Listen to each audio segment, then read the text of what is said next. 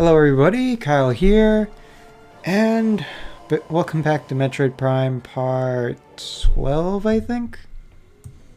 Yes, 12, sorry. So we're now going to be going through the Phazon Mines, and we're also going to be getting another power-up, the power bombs this time. Also these turrets are more powerful versions of the turrets from before. They require, like, I think 3 or 4 missiles. It sort of depends. So anyways, right now what we're doing is that we're getting a missile pack. Same old, same old. The Ice Beam is also really good. You can just shoot it once at them, freezes them, then missile, and they're dead. Makes clearing out these rooms pretty easy. So I did not refresh myself on the space pirate data logs, and now I'm actually kind of wishing that I had. So, oops. I guess, well, I don't really want to talk about... I just finished Jedi Fallen Order the other day. So I kind of don't want to, like, spoil anything. I also think that around this point would have been around the time where I took like several months recording hiatus, where I just wasn't recording this. So that's kind of the reason why I think I'm a little bit jumpier here. I don't really remember things quite as well as I would have wanted to. I still ultimately get things done, 100% in items and scans. But I'm a little bit shakier in some parts. There's some parts where it's kind of a little bit more obvious than others. So the spider ball is kind of like really uninteresting. Honestly, it's just like I think in terms of like some spectacle, it gets better in Metroid Prime 2, mostly because you're doing it over like large chasms. I don't know, it just makes it look a little bit more visually interesting. And you can also do a little bit more, I guess. We're also going to be encountering new types of space pirates in this part. The Beam Troopers. I don't recall if that's their actual name, but that's kind of what I refer to them as. Basically, they're enemies they're space pirates who have attempted to reverse, and space pirate scientists have managed to reverse engineer some of Samus's power-ups based on data that they've collected from the items, and just, I guess, observation of her or something. So I also jumped the gun here a little bit because I was expecting wave troopers to show up here, but no, they don't. Basically, they made armor that is invulnerable to all of Samus's beams except for the one that they correspond with. So wave troopers can only be beaten by wave beams or the wave beam missile combo. Normal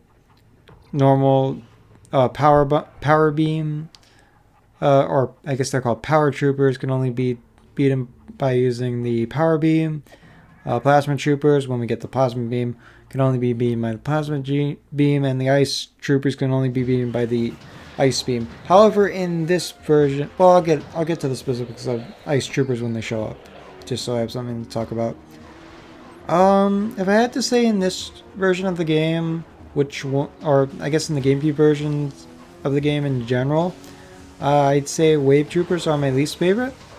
Because the only way to kill them quickly requires a ton of missiles due to the wave beam missile combo just guzzling all your missiles so quickly. And then if you want to fight them, the wave beam doesn't do much damage too. So if you want to fight them like without using your missile combo, it's just a pain. It's a pain.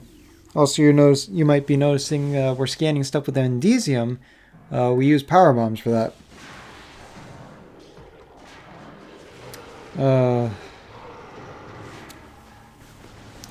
I do wish I had other people to talk with for this, but oh well, this has to be done. And there's really nobody else around in my friends group that has much of an interest in Metroid Prime specifically. Maybe Anthony, but I don't know what his schedule is at the moment. And I kind of just want to. Part of the reason why I've been commentating on this, because I kind of. It's kind of stupid, but I just kind of want to prove to myself in a way that I can commentate competently on my own YouTube channel. I kind of feel bad about, like, involving my friends in the YouTube channel. Because it feels like I'm kind of, in a way, over relying on them. Like, I can't. Like, as though I can't carry a commentary or let's play or whatever by myself. Which is, I do also kind of feel that way sometimes. So it's kind of just, it's more of a me problem as to why I'm just doing this by myself. Also, Devil May Cry Dante Must Die mode is kicking me in the ass. And I bring that up because I want to make a commentary of it, and I want it to be Dante Must Die mode. Though I'm kind of waiting to finish Dante Must Die mode in like a regular playthrough first before I do that. But yeah, I'm hoping to start recording soon. Oh yeah, I also was hunting around like old hard drives that I haven't really looked into for a while. And I found that I recorded an entire Let's Play of Zero Mission that I completely forgot about. And yeah, I don't really know how that commentary is, but I'm probably not going to use it. But the footage is there, and I kind of don't want to bust out my Wii U just to record Zero Mission. So I'm thinking that I might just take the footage and just commentate over it one day. Don't know. I'm not sure. I'm thinking that maybe I'll do something like that when I'll do like more Metroid stuff, like around the time Metroid Prime becomes relevant, just so like the YouTube algorithm might favor me a bit more. Oh yeah, this is also the Power Trooper. You can tell by the yellow design. Now there's a weird glitch here where sometimes when you fire off the cannon up there on the ceiling, you have to scan the scan point behind this guy, but he's being an asshole, so I just kill him straight up. Where if you do that, it's either during the boost ball animation when you're in the spinner, or it's when you activate the cannon, the enemy will just randomly die. It's incredibly random. I don't know what causes it, and I don't recall hearing about the guy who found it. I don't recall if they mentioned anything of the why it happens. Just kind of random bug, I guess. I also don't think I've ever been hit by the beam itself, so I don't know how much damage it does. I kind of think I should try it one day in just one random playthrough just to see if it can hurt you at all. I would have to like seriously time it though, because I'm not sure. There's very little time to walk over there. I don't know. Maybe you can make it. Oh, if I aimed it at Samus, it might work, because then I could just jump into it and see how much damage it does. Be interesting. Be also funny if it didn't have any damage, if there was actually no damage coded to it.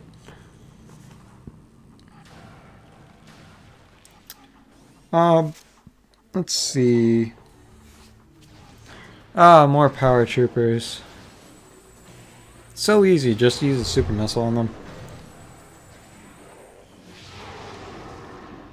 Yeah, also can I just make an aside that the ice spreader is freaking useless? Like seriously, what is that? I've mentioned it before, but like what the hell is that thing for? Like I think you can freeze multiple enemies, but I don't think it's worth the 10 missiles, honestly. Alright, so now we got this small puzzle. What am I doing? No, I think I'm just looking. Actually, I think I'm just looking because the camera angle, I didn't feel like exiting out Morph Ball just to get a better angle. I think was what I was doing. Just wanted to make sure it connected to there. Now we got to do the same thing here. It's a bit repetitive. I think I'm going to try to... My goal right now in terms of commentaries is that I want to try... well, Well, Sonic Adventure is almost completely recorded. Like it's, I just have to go through. As of this recording, I just have to go through Big and the super and the final story, and then it should be done. Now as for like other stuff, I kind of want my, kind of like one of my goals right now is to try and get Devil May Cry 1 recorded and hopefully commentated over and uploaded by around the time DMC3 is supposed to come out on Switch, just so I get a little bit of extra relevance. That's what I'm hoping for. I just want the videos to do the best job. I'm also thinking of like just, I have like one more YouTube channel that I just don't use. That I was planning on making something of it, but then I just scrapped the idea. I'm thinking of like maybe using that and just like offloading my live stream archives onto there. Just so like it doesn't mess with my channel analytics too much. Because apparently that's what like a lot of big YouTubers, well, I say a lot, but it's more like a couple. The two key that come to mind are Alpharad and the Game Theorist, MatPat. So yeah, those guys put theirs into like a completely separate YouTube live stream archives into a completely separate YouTube channel, and it helps to not mess with their analytics. I mean, granted, I'm just on a Let's Play channel, so it might not even matter much. But yeah, I'm kind of considering it. I don't know for sure yet if I want to bother doing that. I'm also not sure how I would get what's been uploaded to my channel so far from that channel to the other one. I'd have to look into that because I don't know if the download feature on YouTube will actually give me the video in the same quality and frame rate as when it was uploaded to it. And I also don't know what exactly it would give me, given that it got exported directly from Twitch to YouTube. Okay, so these are the, I think Elite Space Pirates is their name. I could be a bit foggy in the details. Basically, you can't shoot them while their hand is up. They just absorb the energy. Basically, wait for him to do something, and then just fire two super missiles into him, and it should kill him. And now that we killed him, we've disabled the force field. Also, because this is a space pirate hideout, you know what that means? Paranoia about missing scan logs. Here's the Ice Trooper. Now, I mentioned that this guy is my favorite, and this is my this is the one that I find the least pain to fight in this game, because a single charge ice shot and one missile will kill them. However, in Trilogy, and I think starting with the PAL version of this game, they made it so that you can't fire a missile at them even if they're frozen. I guess it's technically like it was a bug to be able to do this to start with, but I don't care. I like it, and charging up the ice beam 3 times to kill them is annoying, and I'd rather not do that. Also, again, Ice Spreader is useless, so it really doesn't. There's really no way to speed up the fight with those guys. You're sort of like tanking damage in like fights where you had to fight multiple. You're just sort of tanking damage while you're slowly charging up your ice beam so you can fire it on them 2 or 3 times just to kill them. And it's not like they can do anything. They're frozen. So I'd rather have the convenience of just firing a missile. That's also part of the reason as to why I have not played the trilogy version of Metroid Prime in so long. They removed most of the cool sequence break tricks and speedrunning tricks, but also just because like I just find this version so much faster, so much easier to play.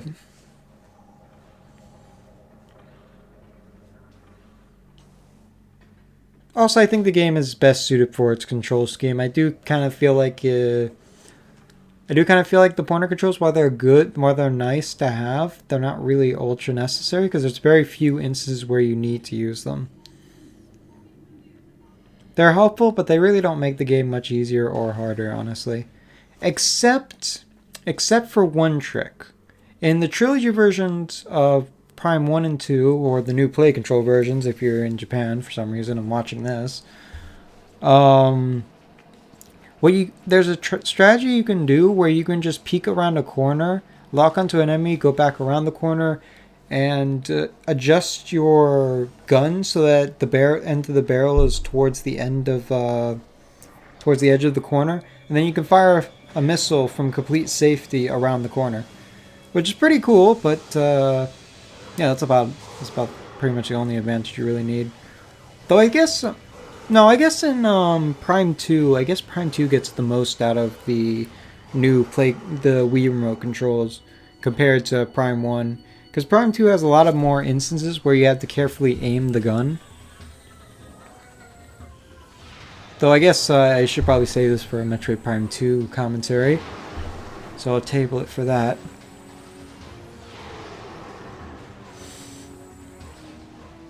Oh yeah, also I wanted to make note of that Metroid Prime actually does have limited destructible environments. Like, it's not much, but it's there. Like, the computer panels, you can actually chip away part of them if you fire a charge shot or a missile blast at them. It's pretty cool for, like, a game made in 2002-ish. Yeah, 2002.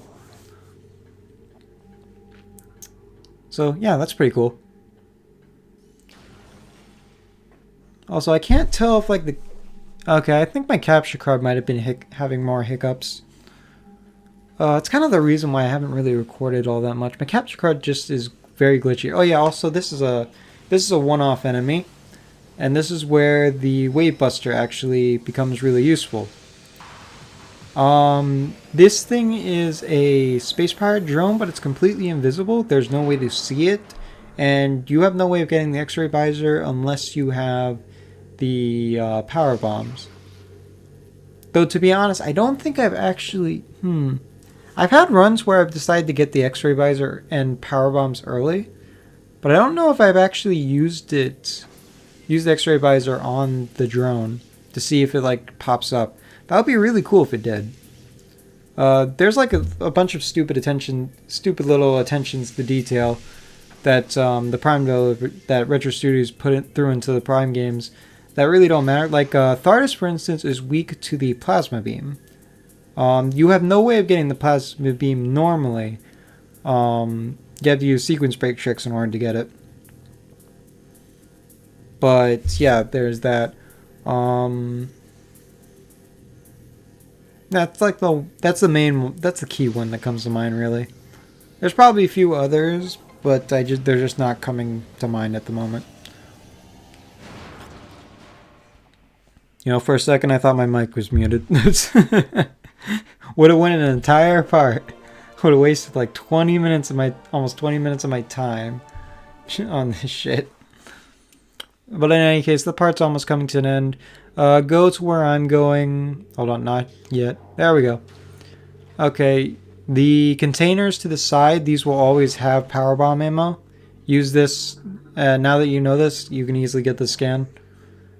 Otherwise, power bomb ammo is kind of like rare a little bit, and it's pretty much crapshoot. But those containers will always contain power bomb ammo, I think. Or at least it's a very high chance, at the very least. Anyways, that's the end of this part, and I will see you guys next time in part 13. Bye.